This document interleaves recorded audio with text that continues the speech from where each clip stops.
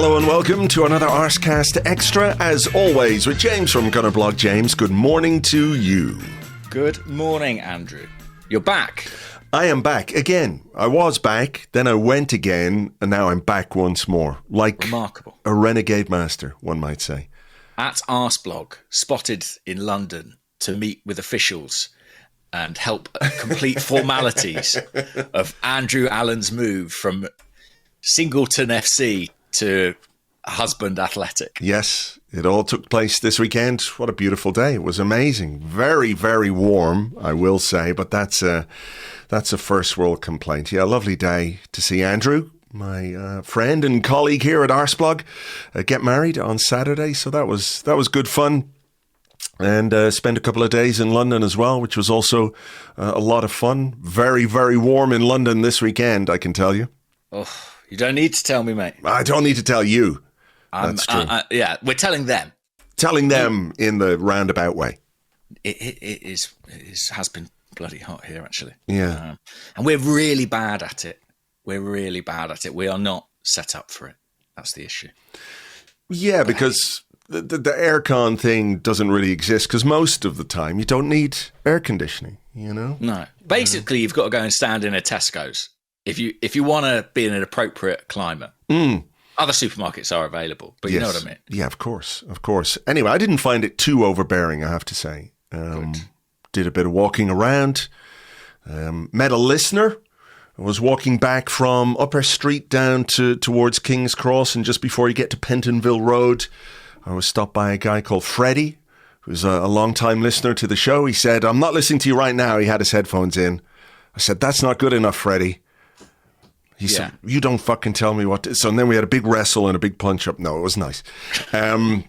Nice to meet people. And real fans are listening to us 24 hours a day, just in case they should bump into us. Yeah, exactly. Just listening to the same episode over and over and over again. Not these plastics like Freddie.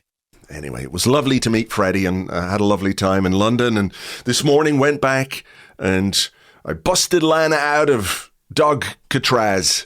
Prison break, exactly. So she's back home now and feeling a lot better about things, I think. They said she was very good. She had a lovely time. She was playing with puppies. I was like, really?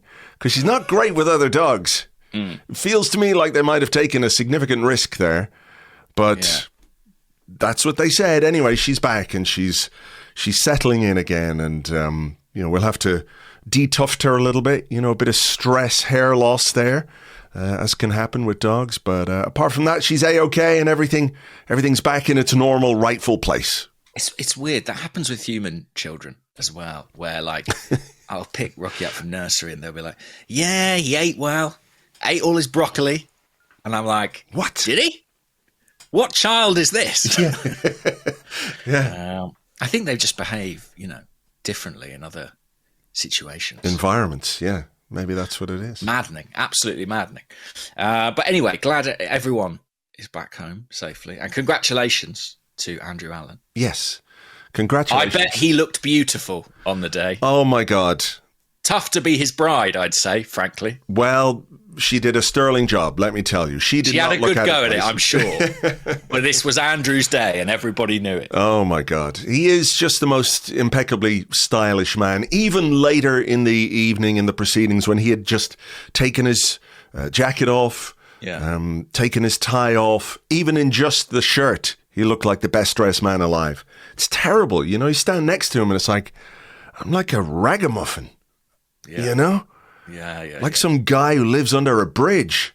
And I thought I'd scrubbed up pretty well. This is the real reason you won't move to London. You're worried about proximity to Andrew Allen. Proximity to Andrew, yeah. People will see me alongside him and just dismiss me as some kind of vagrant. Exactly. But no, he had a great day. He gave a tremendously funny and touching and emotional speech, and his brother Nick, who was the best man, did likewise, and as did his wife, his new wife. Well, his only wife, I guess. New wife suggests there was an old wife along the way, which I don't believe there was. But no, it was all just great. It was lovely. You couldn't ask for more, and caught up with some old blogging friends as well on the day, so that was good. And we had a fine time. And missed I think not very much once again. Good of Arsenal once again to wait for your return. Yeah. They are ever so thoughtful. They are. Our coverage. There was a bit of panic on Friday. Panic is the wrong word, because when I was going to London on Friday, I was like, will I bring my microphone just in case anything happens? And I was like, nah. What the hell's going to happen on July the 20th? Nothing. Nothing will be happening. And then all of a sudden it was like, Zubimendi's in town. Zubimendi's doing the deal, doing all the hashtag content, etc., etc. And then I got a text to say that Zubimendi could well be announced on Friday. And I was thinking, God damn, this is not ideal at all. But then panic averted. And it hasn't happened yet. No. And it may never happen. No. It may just be Schrodinger's signing. He's never actually unveiled. No. But Arsenal remain confident. Well, listen, if we, as a planet, get to July, I suspect it might happen then. Yes, I suspect so.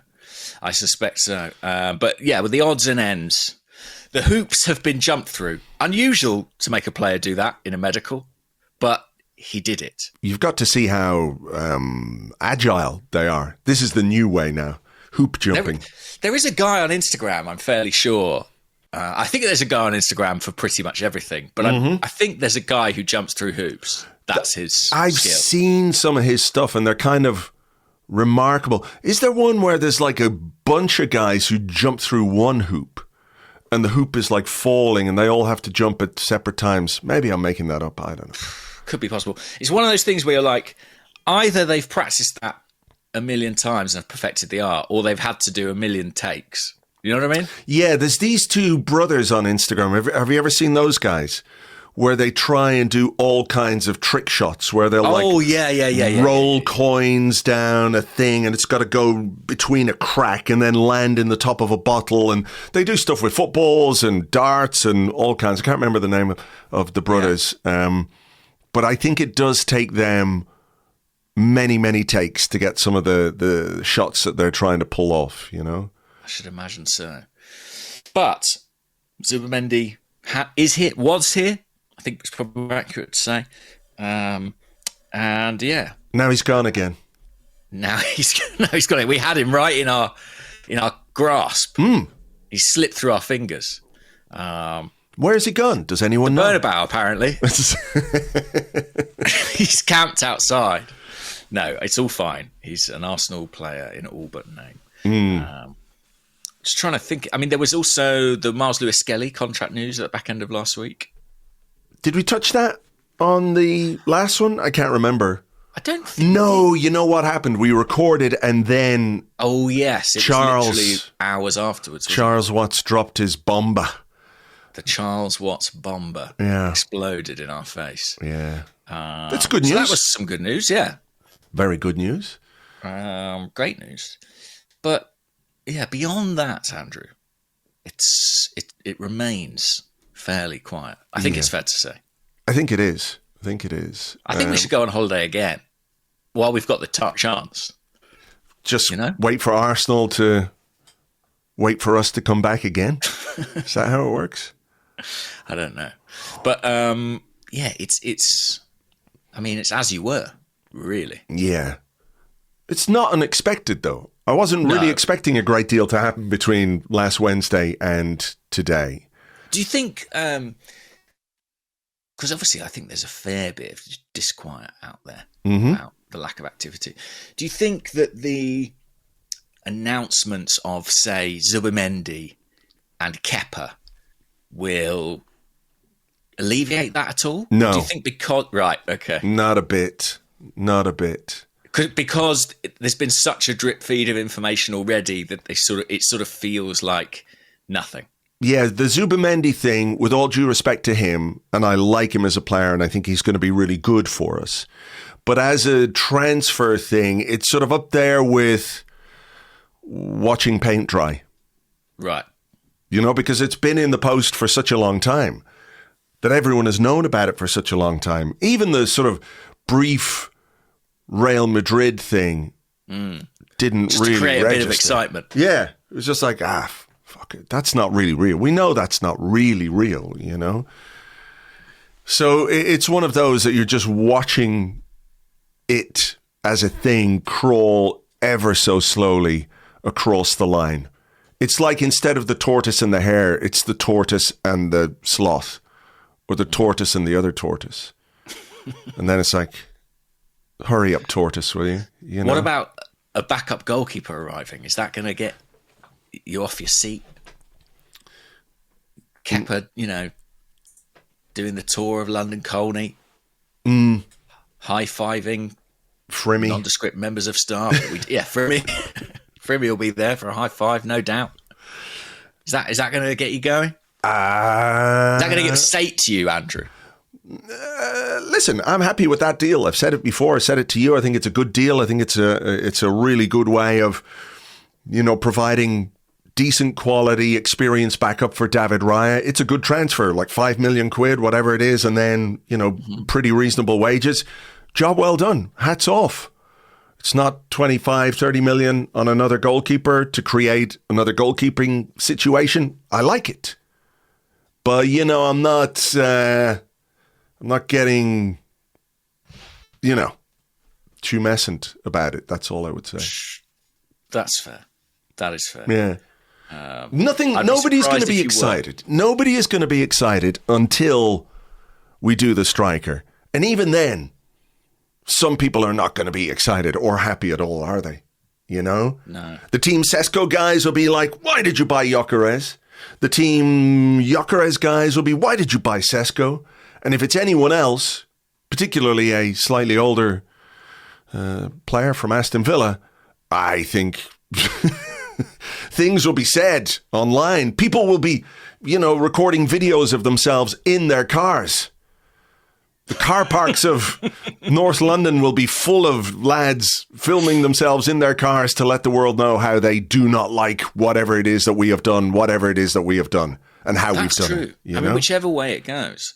I remember that survey we did in The Athletic, which was a pretty even split between Gyökeres and Sesko. So this is, I mean, it's Brexit all over again. Sure, in the next few weeks, Andrea Berta's going to be parading around London in a bus with Victor Gyökeres' goal statistics along the side of it. We're saving £350,000 a week by not paying Sesko the wages that he wants. What do we make of all this then? You know, Arsenal's... Because the reporting around this, Arsenal have interest in both the players. We know this. But, you know, we've heard this season, personal terms with Sesko have been agreed. It's just a matter of agreeing a fee with RB Leipzig. And then they've agreed a fee with RB Leipzig. It's all good. Personal terms, not a problem, etc., etc. And now, all of a sudden, personal terms are a problem. Is it possible that some of the information that has been put out into the public domain is not 100% accurate? Could that be possible? It's certainly possible, but I wouldn't want to. I wouldn't want to be critical of another journalist's work necessarily. Oh no, I'm not saying you've got to go in two-footed and name names and all of that kind of stuff. But in a serious way, is this sort of online currency of being a transfer guy, very specific transfer guy, and I don't want to say one guy or the other guy or the other guy. There's quite a few of them out there. You know, it's a crowded market now. There's one guy who's ahead of the rest, of course, we know, but there are others, following in his footsteps, or maybe you've been there a bit ahead of him. But that sort of need to be visible in the transfer online thing means that you've always got to be posting something. And we've talked about maybe the sort of non-update updates, right? The same thing being rehashed and repackaged, etc., etc. But you can't do the same thing over and over and over again. You've got to modify it very slightly, So there's got to be things that you can put out there that are vague enough to sound reasonable and credible, but which aren't necessarily specific. And you can sort of give yourself a little bit of an out, if that makes sense. Yeah, I think that's possible. I think maybe a more,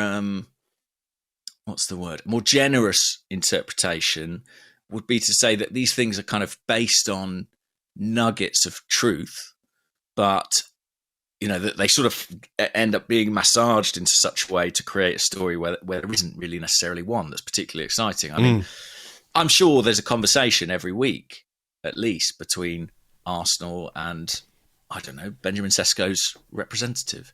And sometimes those talks will go well, sometimes they'll go less well. And I suppose you could spin that into a newsline if you so wanted. At The Athletic, we've been pretty...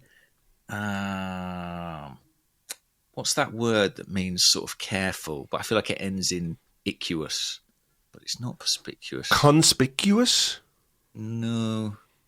Circumspect we'll go for. That's a decent word. That is a good word. We've been pretty circumspect in what we have published around the strikers because, to be honest with you, my assessment is that this is a situation with a lot of smoke and mirrors and spin and different agendas from people on different sides. And it's very hard when there is that information about. And as you suggest, you don't entirely know the agenda behind it or the reason you're being told it to be definitive. And I think in this situation, if you can't be definitive, you are just kind of adding to the noise and the confusion. Yeah, I think there's something to be gleaned from what may be the more credible sources, if you like. And again, this isn't to say that some of these guys don't have good information. And as you say, a bit of info could come from a side with a particular point of view, right?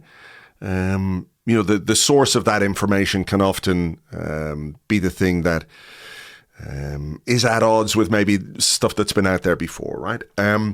But the people who are genuinely really credible, if they're not saying anything, that's something to take note of, right? It's not an absence, it's not a vacuum, but it just suggests really, doesn't it, that there is not quite a definitive thing out there. Nobody really knows what Arsenal are going to do in this situation.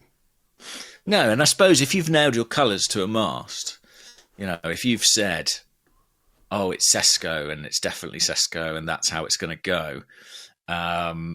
I'm not saying anyone has necessarily said that, but if you've kind of lent more in that direction, then there is maybe a need to kind of continue that story playing out with more updates, even though materially nothing's really happened. And personally, my view is it is still in the balance, that there are talks happening with both sides and it's, fine details and the numbers are going to be critical to any of this. What else Arsenal want to do in the market is going to be critical. So it could go either way. And I'm just loath to sort of anoint one of them when I don't believe that's taken place. Yeah, that's entirely fair. I mean, that's the right way to do it from a reporting perspective. Like if you don't know something... it is funny because, obviously it would be more exciting to be a bit more free and easy with it. Of course.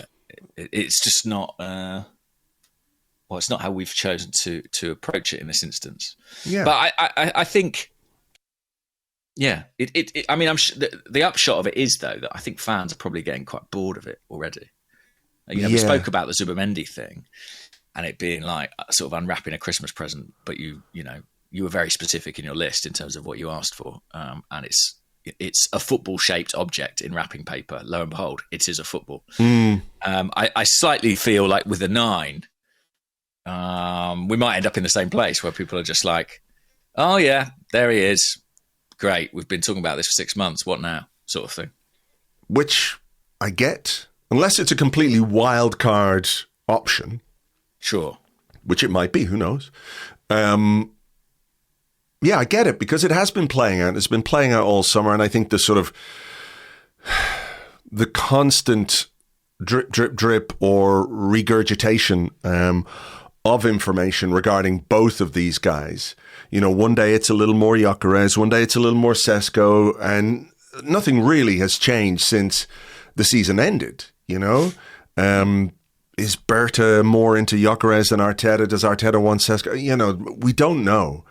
And of course, after a while, you sort of become inured to it, don't you? It's just like, oh, well, another update becomes a bit tedious. And again, if Arsenal are doing their job properly, both players and both camps will feel and believe they are the first choice. Because, you know, you wouldn't approach a player and say, to be honest, we like the other guy, but we want to keep our options open. So what are your plans? Yeah. You know, Arsenal will be, as we said last week, they'll be kind of leveraging their interest in both players sort of against each other and hoping to strike the best deal. Okay, well, let's see if anything develops over the course of this week. Beyond that, I don't know what we can say about strikers. What did you think of or see with regards Gabriel Martinelli and some reported interest in him from Bayern Munich, which I thought was quite funny in a way, because the same reporter who was reporting the interest in Gabriel Martinelli from Bayern Munich, you know, his Twitter feed had stories about their interest in Luis Diaz, all around the same time, by the way. Luis Diaz, Nico Williams, Cody Gakpo was another one, and maybe somebody else. I can't remember who it was. Jamie Gittins from Borussia Dortmund. So, wow.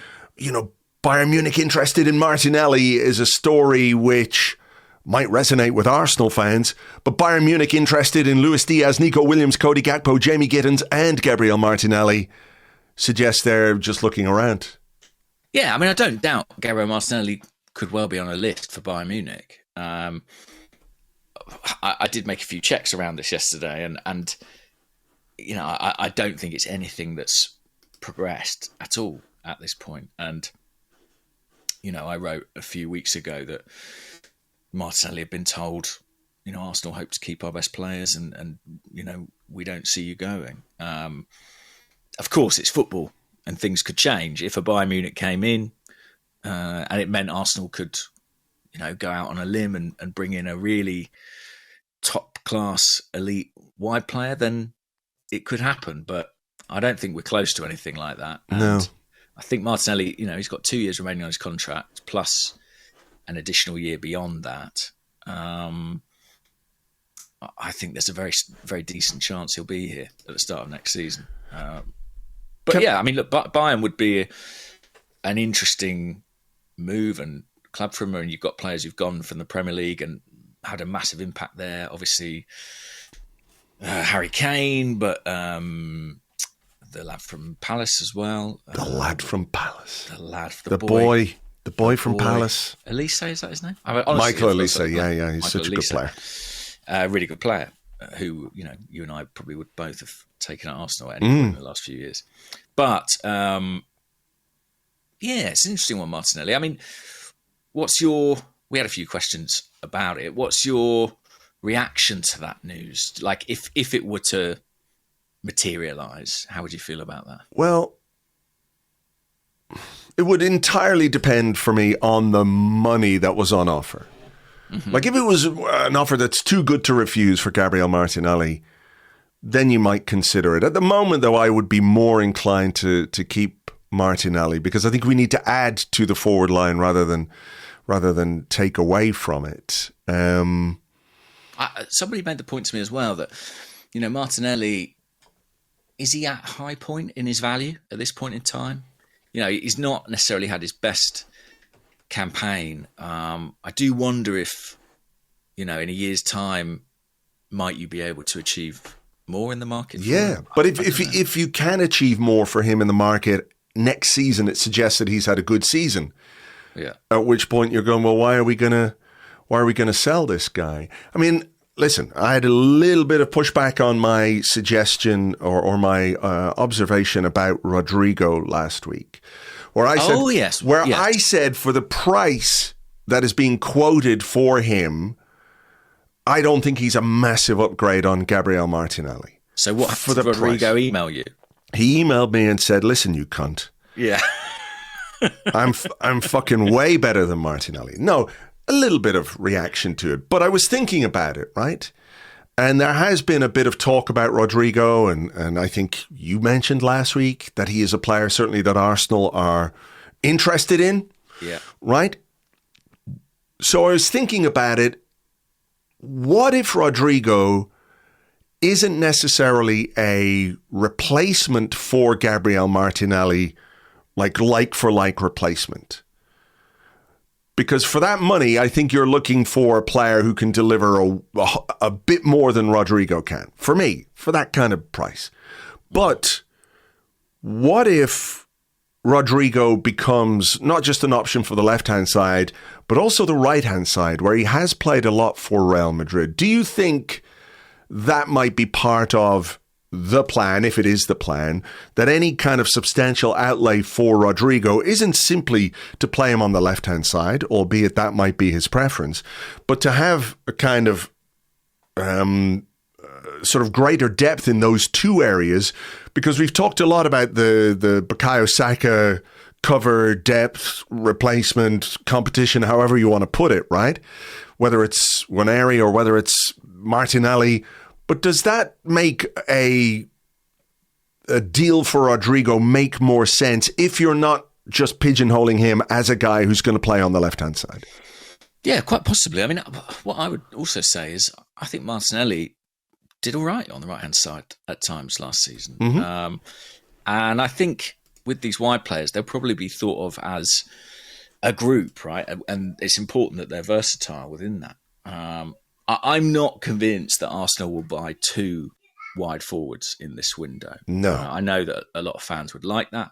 And I think Arsenal, if finances were unlimited, might like that. I just think it'll be difficult within budget to get two players of that ilk in. So I think you are probably looking at someone coming in who can be a bit flexible in terms of where they play. What we hear is that Rodrygo sees himself as a left winger. He's never really been able to hold down that position at Madrid because of Vinicius. He's played predominantly on the right. He wants to go over to the left and figure more there. But, you know, I think I'm right in saying that in Brazil's last game, Gabriel Martinelli played off the left-hand side and did rather well in the front three there. So,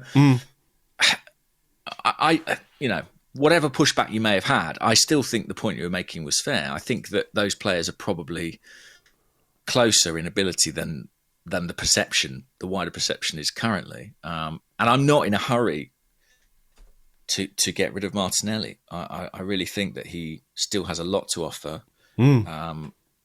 Maybe not as an automatic pick every single week, but, you know, we need depth, we need variety, we need goals, and an informed Martinelli can bring that. Yeah. I mean, is the names that keep doing the rounds, you know, about the left wing position are the usual suspects. I think we can call them at this stage, doesn't it? You know, or can't it looks we? as if Nico Williams is off the table now. Yeah, it does. And then you've got your Anthony Gordon at Newcastle, who will be extraordinarily expensive, I think, which makes it slightly unrealistic. Then we don't like the shape of his head. No, we don't like his face. But that's fine. You can do a lot, you know, with some fillers and Botox and things like that.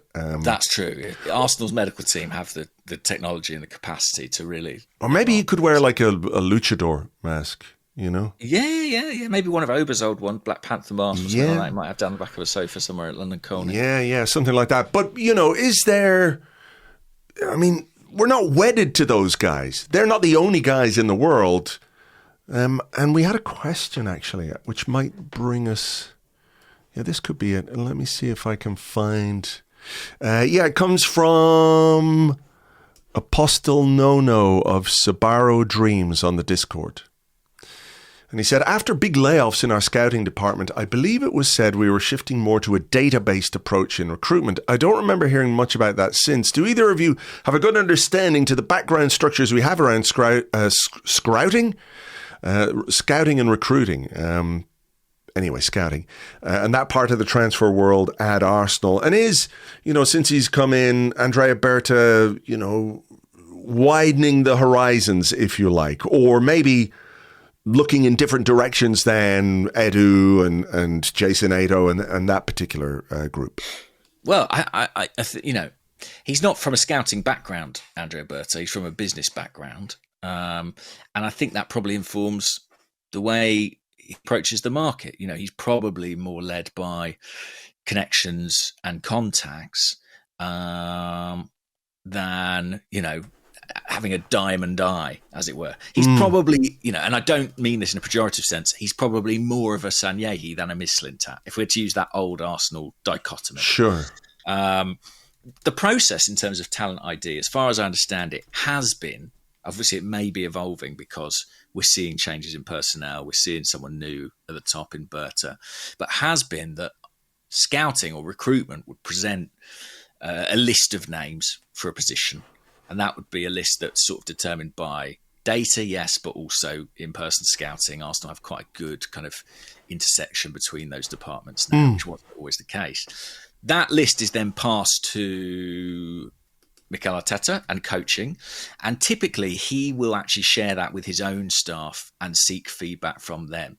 So the likes of Albert Stuvenberg, for example, or Carlos Cuesta, who's recently since left. Not anymore. Exactly. They would have a role as well in terms of sort of watching those tapes, looking at those players, assessing their fit into the team. And then I guess Arteta makes a kind of recommendation, based on the names that are there, and Arsenal pursue it. So you're right.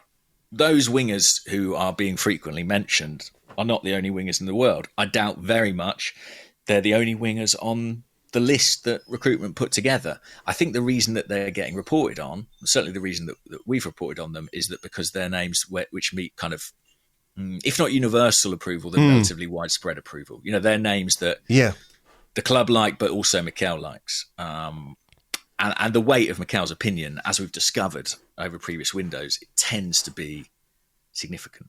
But it's interesting because that list that might have been presented in April, May, imagine, let's say, of wide players, as the window goes on, that does diminish, right? That does reduce. I mean, Jamie Gittins, for example, would have been on there, but might feel beyond Arsenal now because he's going to Chelsea. Nico Williams, a long-term target, but headed for Barcelona, seemingly. And that is the sort of thing that I think will be, I think aggravating Mikel Arteta would probably be. I don't know that definitively, but I'm sure that in his conversations with the club, he's looking at the lay of the land and thinking the longer everything takes, the more our options reduce. I mean, is it not like the airport tray in security, where as one tray goes off, another one comes along and is replaced? Like, I know there's a limited number of targets that you can have, but surely then you're looking at, I don't want to call it your B list, but players that might have been, okay, we'll leave them there for the moment. And then if this happens, that happens, then we're going to have to consider some other options. Yeah, very possibly. I mean, also when a player moves, there's sometimes a domino effect, isn't there? Where, I don't know, if Real Madrid sign a forward, then it means they need to get rid of one or whatever it might be. It's a kind of odd sort of speed dating game this summer, and it seems that some of the targets that Arsenal would like in that area are going to be matched elsewhere. The Rodrygo one is still there, and my suspicion is it's one that Arsenal will be prepared to wait for, to see how it shakes out.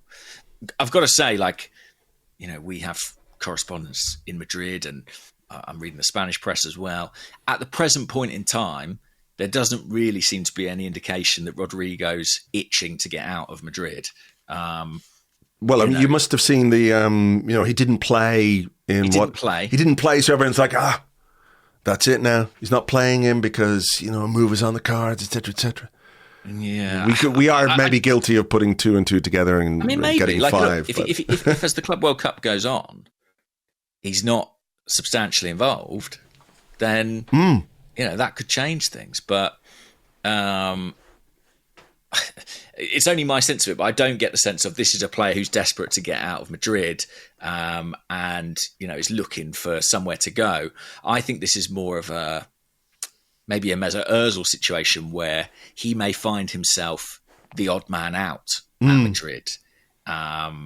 and sort of be shown the door. And clearly Arsenal are positioning themselves to be there to pick up the pieces, as it were, if that happens. But yeah, my gut says that could rumble on, that a bit like, as with Martin Odegaard leaving Madrid, the picture didn't really become clear until, do you remember that the La Liga season started and I think he was left out of a squad or two and suddenly it was like, right. Yeah, because that summer was just full of stories about how, I think it was Ancelotti, wasn't it, who was in charge at the time, I think. It was like, the coach really loves him. Whether, I don't know if it was Ancelotti or Zidane or whoever it was. And I think he wanted to make it work. Yeah. And who can blame him, right? I mean, he went there as a teenager and he didn't want it to be a failure, effectively. And it's Real Madrid, right? You can't, there's a reason he chose them over us when he was 14, 15, whatever it was. But, circumstances were what they were, and he had to reconsider. And I think the Rodrygo one would be a sort of similar case, albeit, I suspect, a much more expensive one. We had a question about a defender whose name has been linked. I did see it pop up over the weekend a little bit, Jorel Hato. So Delassie Fumi, who's at delassie.bsky.social. There's been some pretty strong links to Hato in the last week. What do you reckon that means for Myles Lewis-Skelly in particular? Could that mean more minutes in midfield? And do we know, he's a player, I think, who we know Arsenal were certainly interested in before he signed a new deal at Ajax, but whether or not that interest is, oh God, I hate to use the word fucking concrete, but you know what I mean? They're making you not want to say certain words. It's weird because concrete is such an exciting word normally. But yes, I think, look, clearly a player that Arsenal really have liked for a long time. Can play left back, can play left-sided centre-half. I have to be honest and say I don't quite see it this summer. Myles Lewis-Skelly about to sign a new contract. Gabriel has signed a new contract. You've got Ricardo Calafiori there as well. I can only really see it happening if maybe a Calafiori was to go. And I've not had any indication that that's on the cards. I'd love to be proved wrong because he's a really good player. And I think, he's going to get a big move at some point in time. Yeah, I just don't quite see the fit where he fits in at Arsenal. I mean, do you? Am I wrong? It is difficult because, at the moment we do have Kivior, we do have Calafiori, we do have Lewis-Skelly, we do have Gabriel. For me, I think the sort of place where we're just a little bit light defensively is on the right-hand side. I'd be inclined to agree with that. Who is the... Look, we saw that even with Ben White and Jurrien Timber last season, they both had fitness issues, which meant, Timber had to pick up a lot of the slack, didn't he, when Ben White was out injured, and it took Ben White a bit of a while to get back. And we relied very heavily on William Saliba. We didn't really have the ability, beyond playing somebody out of position at right back, to give William Saliba any kind of a break at all. So I do feel like if there is a defender to arrive this summer, I think somebody who can play on the right is more beneficial to us than somebody who's predominantly left-sided. I think I agree with that. And by the way, I meant to get to this question in each of the last few weeks. Okay. And I didn't get to it, so I'm gonna raise it now. Just because it's interesting, it's quite a counterpoint to a lot of the discourse around Lewis-Skelly. So Mole Cheese on Blue Sky said, "Am I the only one who isn't interested in seeing Myles Lewis-Skelly play in midfield? I feel we've stumbled across a probably world-class left-back for the next 10 years. Why are some people so keen to move him?" And I have to say that really strikes a chord with me. I mean, I am always fascinated by our sort of... It does feel like there is a certain argument of like, I feel like a lot of supporters really want to see Myles in midfield. And I find myself slightly confused at that because on the one hand, he's doing an exceptional job at left back. And on the other hand, I feel like he is in midfield anyway. I don't know why you think it's going to look so different. It'll be more of the same, to be honest with you. Sure. So yeah, we get questions every week about, is Myles going to play in midfield more next season? And if he doesn't, I'm sort of fine with that. Yeah, I don't necessarily see it. I mean, I think you can look at Myles Lewis-Skelly and say, could he play as a 6? Probably. Could he play as a left 8? I think absolutely he could. Yeah. But, you know... What I'd say is, does he play there for 60% of the game? Well, sometimes he does, yeah. Sometimes he does. You get him higher up the pitch and you can see what an impact he makes. And that's why people are thinking... I think people think, right, well, left back, it's a slightly more prosaic role, generally speaking, right? Left full back. But we know that left back for Mikel Arteta needs to have some basically big... Superman in many ways, because you've got to play in midfield, you've got to play high up, you've also got to defend, you know. I think you can make the case it's the primary playmaking role in our team.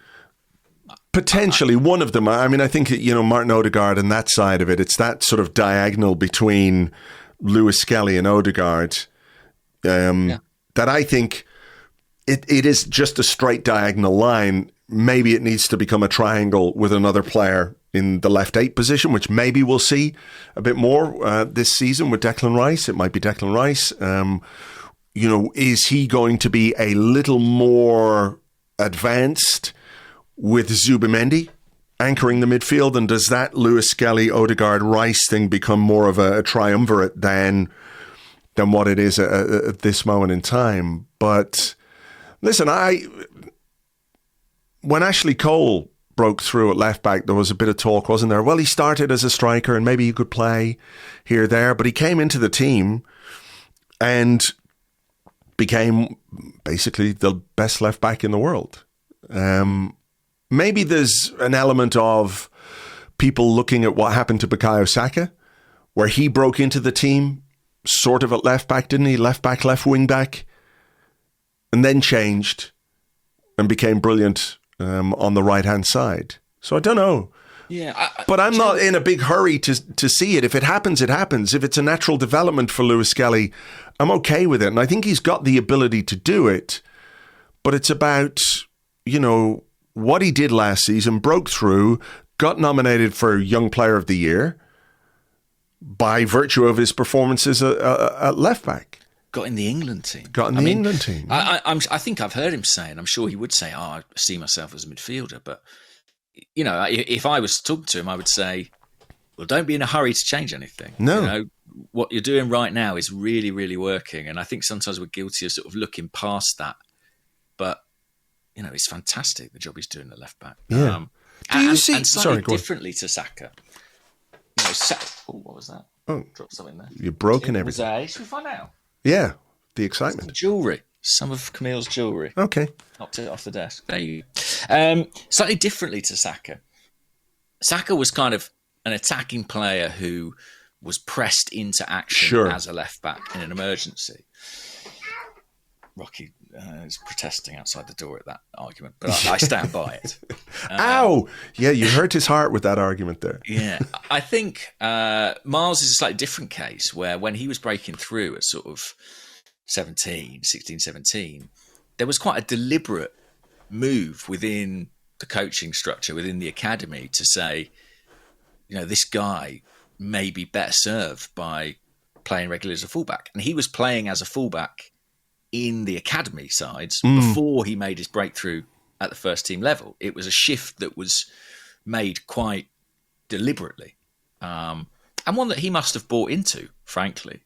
So, yeah, I do think it's a really interesting one. I do think we're sometimes in a bit of a hurry to move him on when he's doing a really, really terrific job. And for that reason, I find the Hato interest a little hard to see coming to fruition. Right. So just before we go into the break then, I did want to ask you, maybe you don't have the answer because I don't really know, but, you know, we have this idea of how the left back plays under Mikel Arteta. And we've seen it for the last 2-3 years now, right?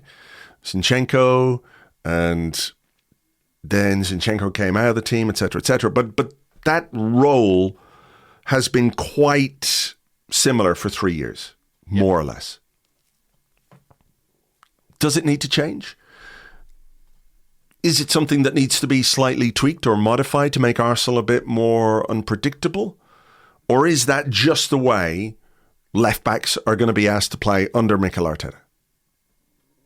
I don't think he's particularly intent on changing it, because he had Kieran Tierney available for 6 months last season and didn't really want to do it, did he? Didn't really want to use him. Didn't really, he used him as a sub or where necessary, but he never really kind of thought, I'll completely shift the way the fullback plays.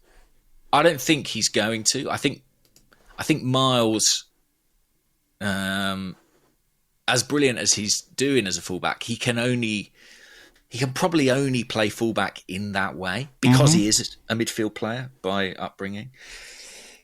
So yeah, I think it will probably stay the same. There have been times where he has approached it a bit differently, Arteta, where he's gone with more of that kind of 4 centre-halves shape, sometimes by necessity. We've seen Kivior play there. Calafiori can play a bit more like that as well, if you want that option.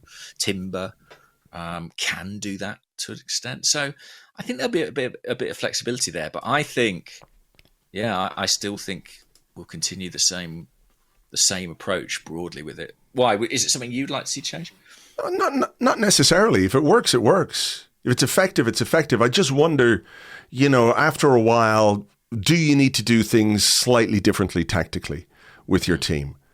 Because part of why Zinchenko was so effective in there, and it's to take nothing away from what he's able to do in that position, which I think, was markedly different from, let's say, Kieran Tierney, who is a more traditional kind of left back. Zinchenko's technical quality and him doing that was something of a surprise, particularly in that first season, right? It helped Arsenal be really, really effective in games where people are going, what the hell is Zinchenko doing over, on the right-hand side? He's playing next to Martin Odegaard there, and everyone's going like, whoa, what the fuck is this? And it took teams a while to work it out. And I think it's part of why Arsenal that season were, for want of a better term, slightly a surprise package in terms of being title contenders. So I do wonder, if you're a manager and you're thinking about ways of, I don't think we can be a surprise package anymore, but can we do things that surprise the opposition? That's just what I'm wondering. But do you think we can do that with the players we currently have? No.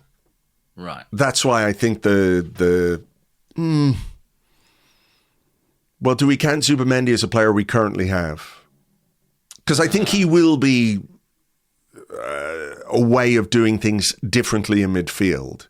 Yeah. So we're assuming that that's going to get done. But I do wonder again about what we do with the left-hand side and also the striker and what that striker will mean for the way we play and the way we build up and the way we get the ball into the final third and ultimately the way we get the ball into the box and feed that guy. Those things may well have a significant impact on how we play.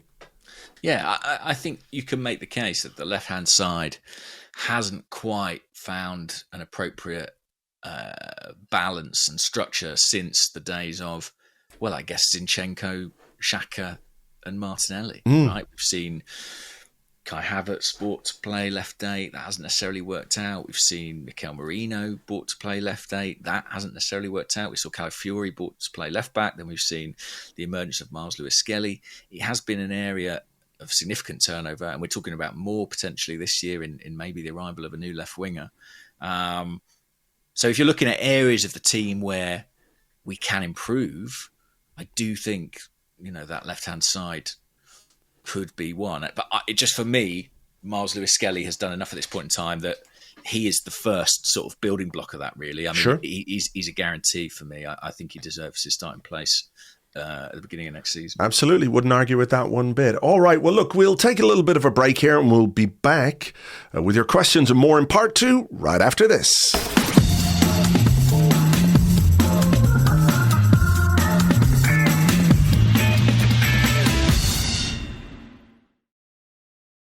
Welcome back to the Arsecast Extra. This is part 2 of the show where we answer the questions that you sent to us on Blue Sky at gunnerblog.bsky.social, also at arseblog.com, and also on the Arseblog Discord chat server, which you get access to if you are an Arseblog member on Patreon. James, I'm going to go first because there was, a slightly Arsenal adjacent good news heartwarming football story this weekend. Yes. And Wasted Youth AFC, he says, not Arsenal related, but who gives a fuck? It is slightly Arsenal related. But he says, how incredible was that Santi Cazorla goal? And how can anyone not be romantic about football?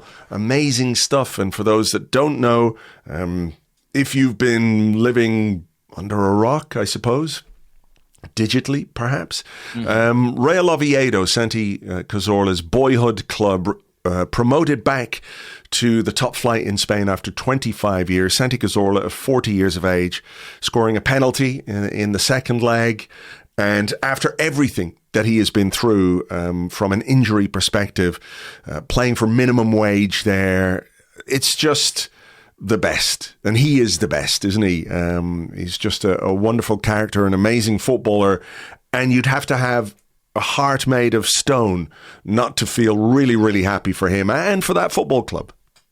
Absolutely. It's a fantastic story. And I mean, the fact that he's playing at all, frankly, given what he went through, those injuries, I mean, there's the brilliant Silo interview with him from a few years ago where he went into detail what was actually happening to his Achilles and his ankle, and it's extraordinary that he's back running, let alone playing at a decent level. The fact he's dropped down to play with Oviedo and secure their promotion, superb. I'm so chuffed for him, as I'm sure every Arsenal fan is, and I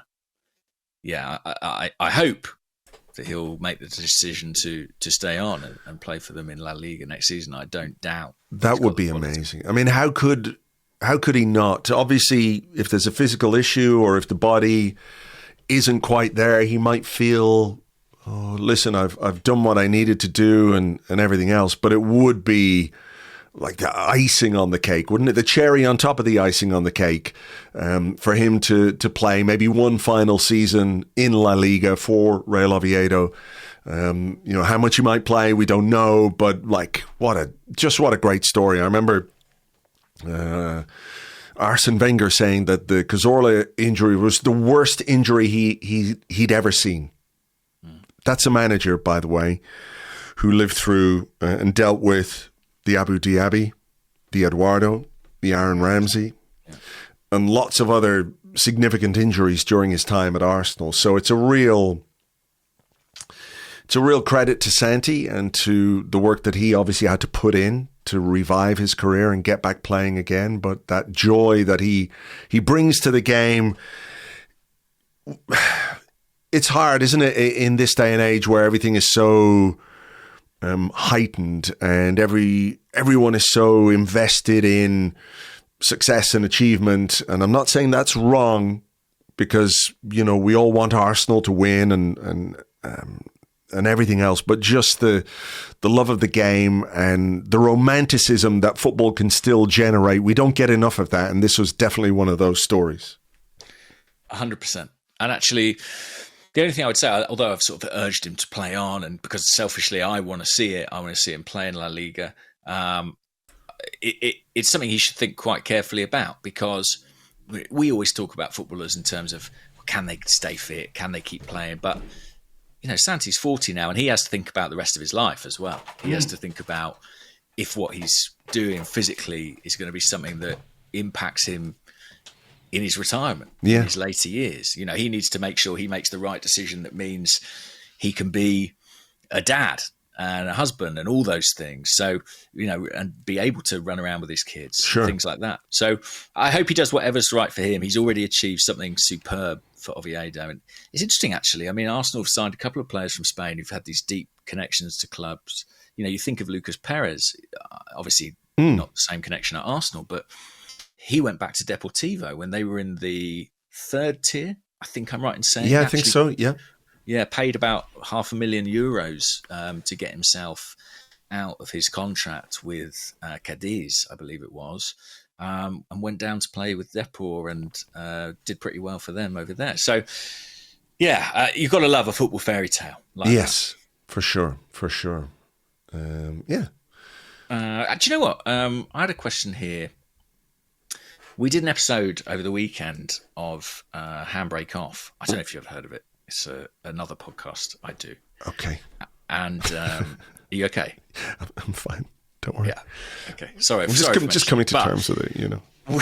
We had a little sort of knockout tournament over the most underrated Arsenal players. Okay.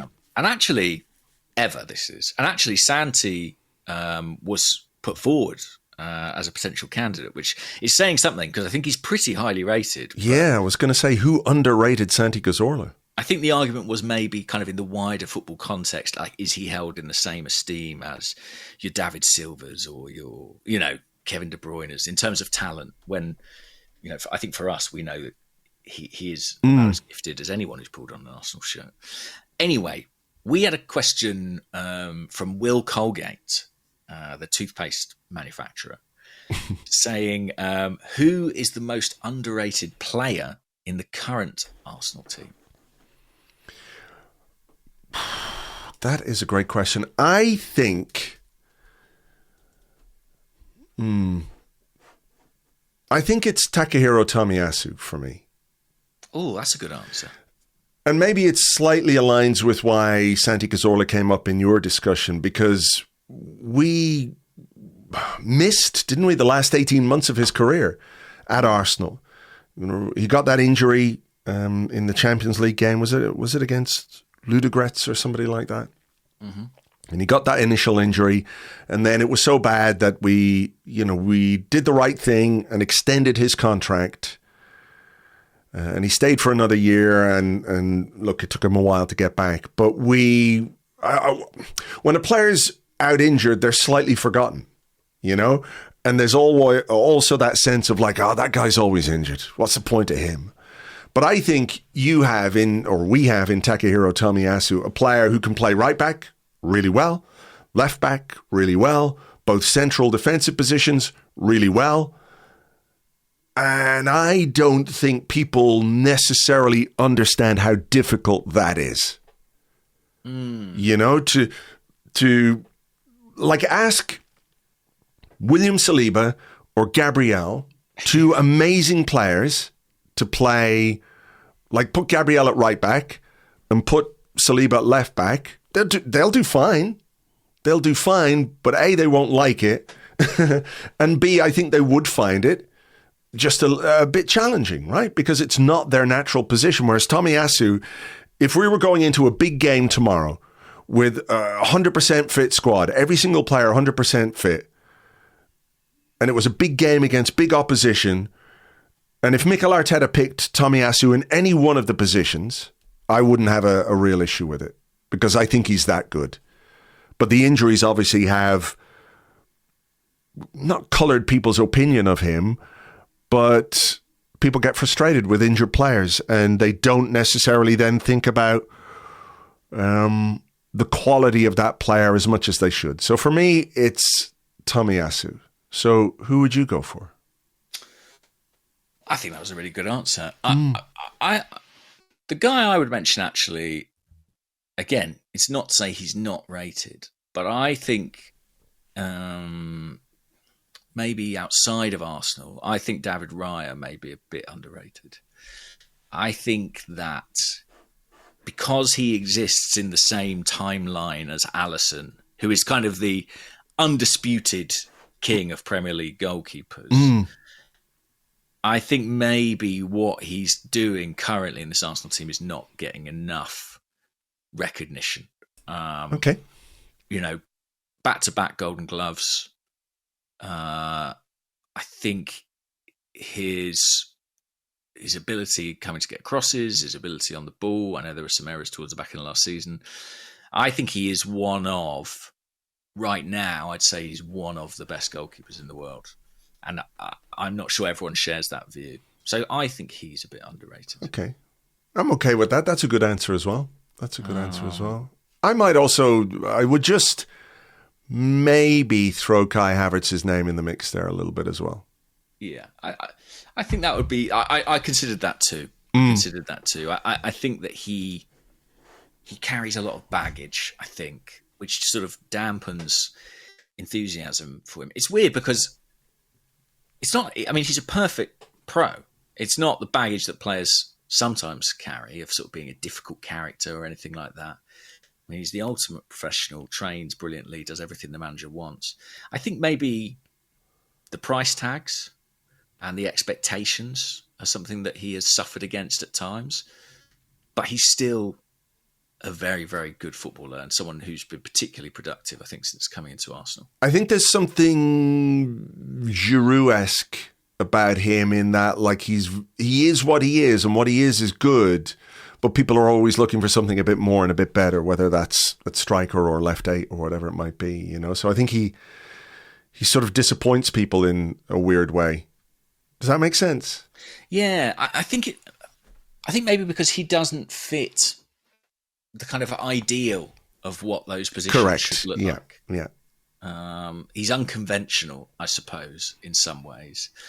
And yeah, I think that can lend to players being a bit underrated. But yeah, it's an interesting discussion. We also talked briefly about players who might be sort of overrated, which is much harder because it feels much more cruel. Yes, it is a bit. But yeah, I think Tomiyasu is a really good shout. I think people do underestimate the difficulty of, like, today I'm a left back, tomorrow I'm a right back. Yeah, exactly. All right, what about this one from JMart91 on the Discord? It says, morning, gents. What did you make of Timber's recent comments about his injury issues? Yes, I saw these briefly. Do you have them to hand? I have them. For people who haven't seen them. Yeah, he said he was away with international duty. He struggled with a bone in his ankle that got hurt. The conclusion was when he was away on international duty, he had to have surgery at the end of the season. He said, but I wanted to continue playing at Arsenal, played with painkillers. By the time we got to the PSG games, he said, I have no idea how to play this out. It was halftime in the first semi-final. He said, I couldn't even run. But in the second half, I got adrenaline again, and then he was taken off. He said he didn't train all that week before the second PSG game. He says, make sure you're ready, but make sure the manager doesn't see how much pain I'm in. He said, even walking was hard. Even walking was hard. Ouch. Mm. I mean, I think footballers generally are probably in more pain than people imagine. Yes, I think that's true. And that's partly where I was coming from with the stuff about Santi and thinking about his retirement, you know. Playing elite sport has big physical consequences for the rest of your life. And I think Jurrien Timber's spoken about this before, you know, in terms of the demands of the amount of games and how many fixtures players are required to play. I've got a feeling that maybe in a Champions League press conference or something like it, he was relatively outspoken about it in a different setting. Unfortunately, it is the reality at this point in time, and I don't necessarily foresee it changing.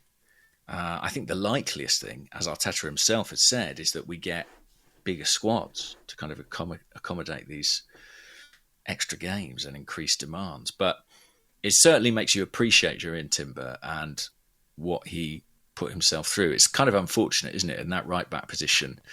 You know, Ben White had a very similar experience the year before, and that led to him undergoing surgery this year and sort of being out of contention for a long time. And then Jurrien Timber, who'd been on the touchline in the treatment room for a year with an ACL, suddenly he finds himself playing through pain. And that's probably why when we talk about an extra defender or a utility defender coming in, maybe we err towards that right-hand side rather than the left. Yeah, I think one of the best things that could happen to Arsenal this summer is that both Timber and Ben White get a good rest and come back in pre-season. We don't quite know what the recovery time for Timber's ankle is going to be, but that both of them are sort of fit and ready and ready to share that sort of burden on the right-hand side over the course of the season. Because, I think you could easily say, draw a through line between Timber's injury at the start of last season to Ben White's injury and an operation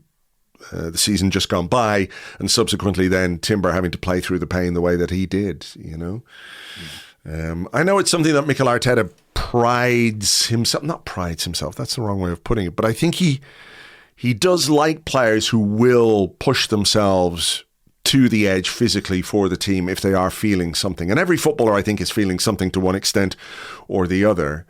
But I think he sees that as an admirable characteristic in players. Mm-hmm. I think he does. And I think most players want to play. But I think sometimes they need to be protected from themselves. Yes. And when you look at Arsenal's injury problems last season and where they occurred and when they occurred, I would wager that in several of those, there were players who were already feeling something, already a bit at risk, but they insisted they could play and the manager wanted them to play. I think it's really important that the medical staff, people like the club doctor, people like the head of performance have a big weight in those conversations too. Sure. Because, if we're all agreed that injuries were part of our undoing this season just gone, I think there needs to be a big sort of open conversation happening at London Colney about how to avoid that this time around. Or how to improve. Yeah. How to improve, exactly. Yeah. Speaking of potential improvements, this question comes from Wished on Blue Sky. Wished. And Wished says, "Hi guys, just wondering your thoughts. If," he's put an asterisk against the if, but we'll take that as a premise. "If we believe Arteta is more comfortable coaching or managing from a defensive standpoint, does Cuesta's replacement need to be more forward-minded? Thanks." That is interesting. Do you accept that premise? More or less. Mm-hmm. I think the foundation of Mikel Arteta's the second title challenging team, despite the fact we scored a load of goals that season, I think it was built on a defensive platform, because the previous title challenge fell apart because we didn't have enough defensive depth at the end of the season. When Saliba got injured and when Tomiyasu got injured that time, and we had Rob Holding at centre-half, then Kiwior came in at centre-half, and we missed those two players in a big, big way. It's a big what-if for me. Like, they both got injured in the same game as well, didn't they? It was crazy. Yeah, mad. So I think that was something that made him go, oh, fuck, I really, really need to have the defensive platform sorted. And it nearly worked out. I don't think he is primarily or just exclusively a defensive coach.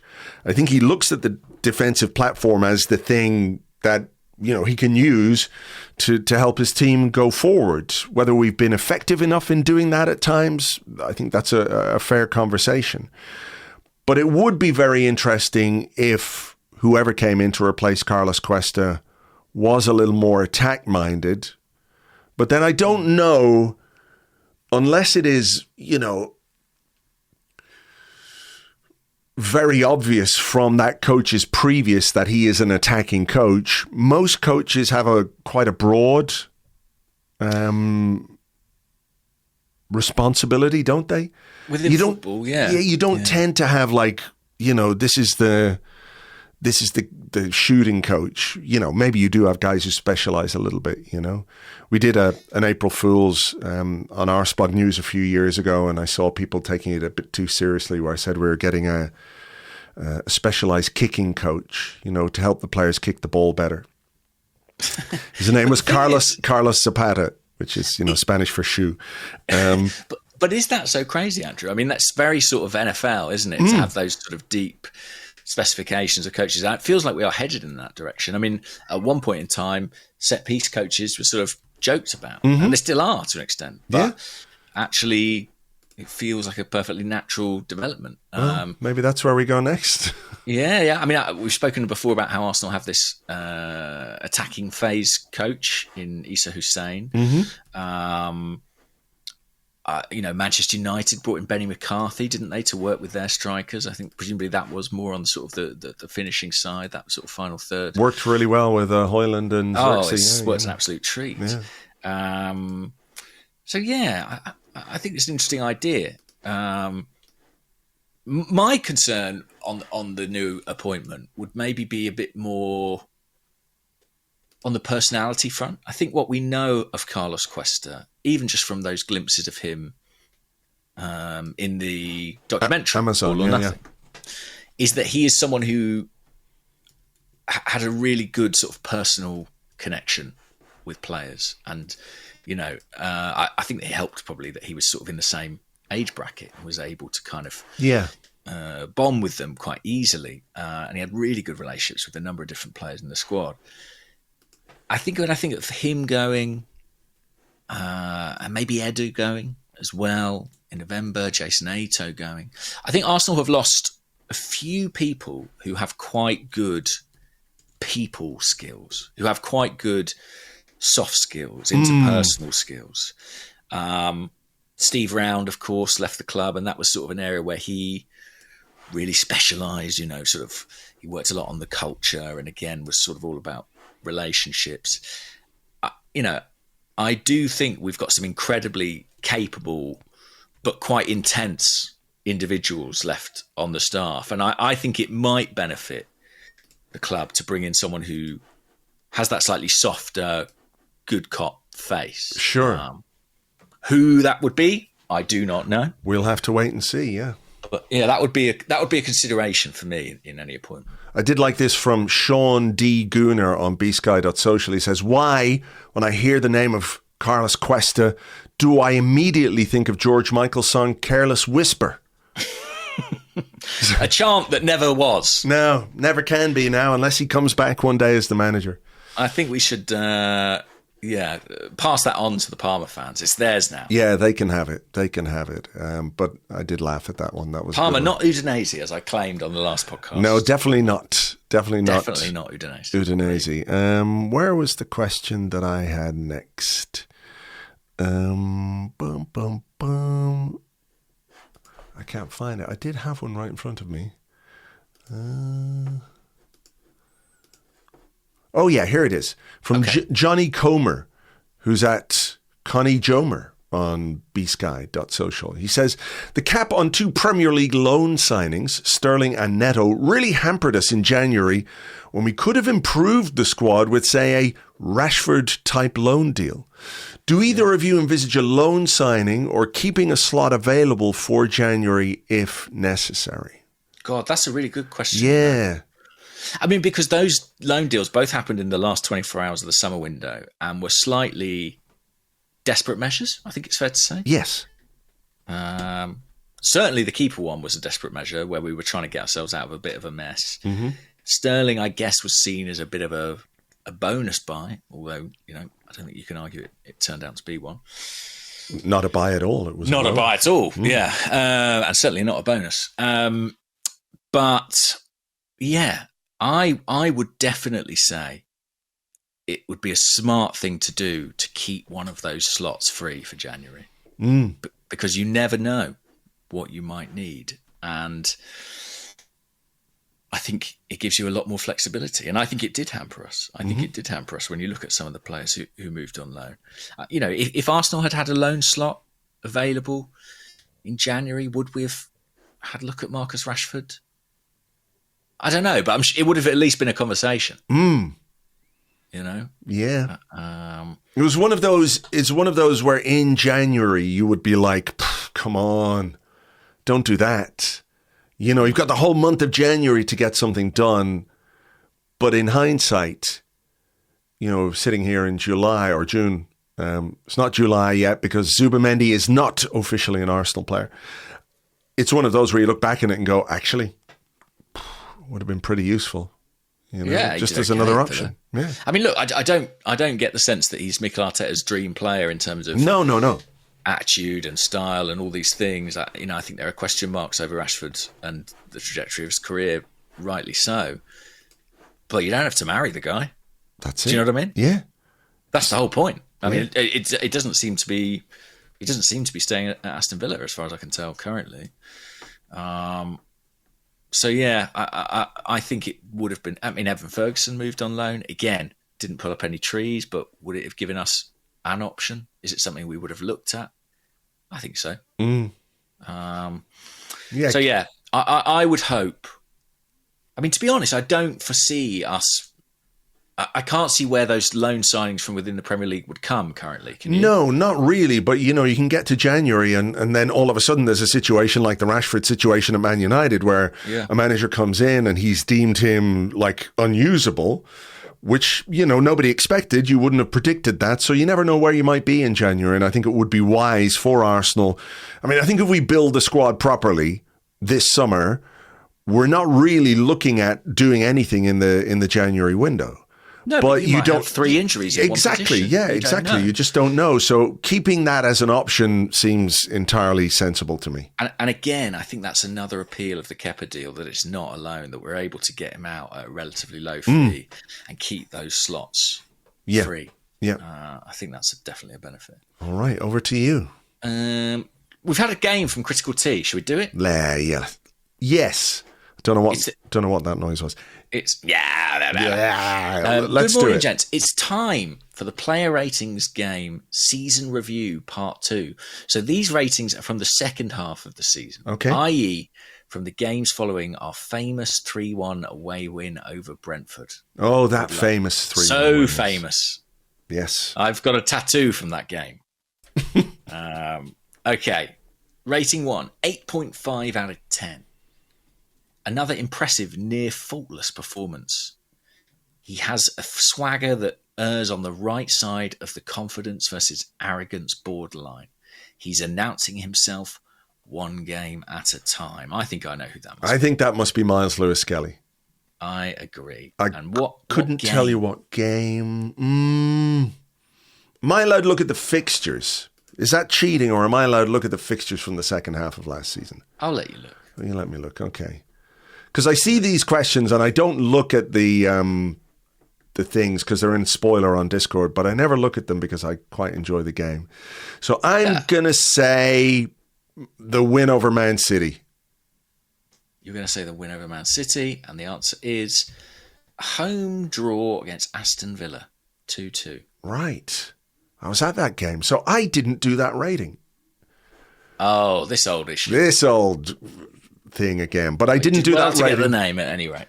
Yeah, that's fair enough. Okay, rating number 2. Mm-hmm. Almost scored twice, played the pass to Zinke for his goal, and provided a real assist for Rice. His best game for us, even in this context. But some of his ball watching in the second half was hilarious, only because we had such a big lead.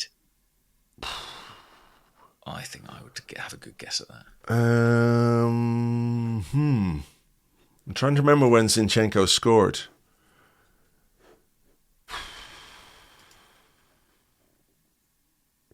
I've got no idea on this one. Who could have had their best game for us? Is it Raheem Sterling? Yeah, I think it must be. It is Raheem Sterling. Right. And so in the description, in this context. It's because we had a 7-1 lead going into the second leg against PSV, and Zinchenko scored against PSV and didn't celebrate his goal. You've got it. Okay. Rating 3. I think you'll get this one. 10 out of 10. I wish I could give him 11 because he deserves the extra point this evening. There is one more sentence. Do you think you can get it from that, though, before I give you the final sentence? Those are 2 of the greatest free kicks you will ever see at this level. That just occurred to me there. Yeah, well, Declan It's Nicola Pepe. Against Dundalk. It is, of course... Declan Rice against Real Madrid. Ireland's own. Okay, player 4. 8 out of 10. Really solid tonight. was perceived as the weak link before these two games, but acquitted himself very well in both legs. I think we know. Jakub Kiwior against Real Madrid. Yeah, in the Bernabeu. Yeah. Okay, we finished with this one. Rating 5, NA out of 10. Not on long enough to rate, but made his debut, and I was willing the ball to go out so he'd get a bit longer. It is our friend Nathan Butler Oyedeji. Yeah, and do you remember the game in which he made his debut? I don't think he actually touched the ball. I don't think so. I can't remember the game. It was at home to Dinamo Zagreb. Right. There we go. An auspicious day. I found that a lot easier. You know, turns out the games that are more recent, we actually can remember. Yeah, we can remember. It's the old ones where you're going, what the fuck? Yeah, no idea. Yeah. No idea. What about this one to sort of finish us off? Because, you know, we're stretching this out a little bit, but I liked the question. It comes from Otruco 1717 or Otrucol 717. I'm not sure. He said, my friends and I noticed the Arsenal team has a distinct vampire-esque look to them. For example, Kai Havertz, William Saliba, Declan Rice, Mikel Arteta, Jurrien Timber, and Calafiori all look like they could be vampires from their respective countries. Interesting. I can see where they're coming from with this. Like you put, you know, do go back Interview with the Vampire, you know, that kind of vibe. Cheekbones. They've all got high cheekbones. They've got the cheekbones, yeah. Put Calafiori in the frilly neck thing and, you know, you can see where he's coming from. But he said, given this, which of the linked strikers most fits our profile? Great question. By the way, the Halloween merch drop is going to be really something this year. The new pumpkin orange fourth kit. I think that Gyökeres is more vampy than Sesko. Do you? Yeah, I'm looking at a picture of, but it's good. We can argue the case. I'm looking at a picture of Victor Gyökeres where I sort of think perhaps he is a vampire. Right. I'll send you the picture now. Yeah, please. He's biting something. Now it is a winner's medal for the Portuguese Cup or something. Okay. Where have you sent me this? You're on WhatsApp. Okie dokie. I will open up my WhatsApp.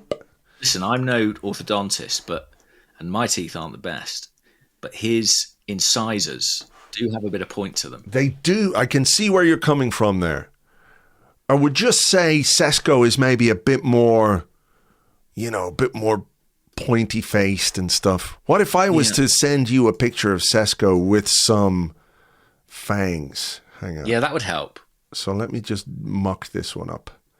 I'm doing it in Photoshop as we speak. They're not the most...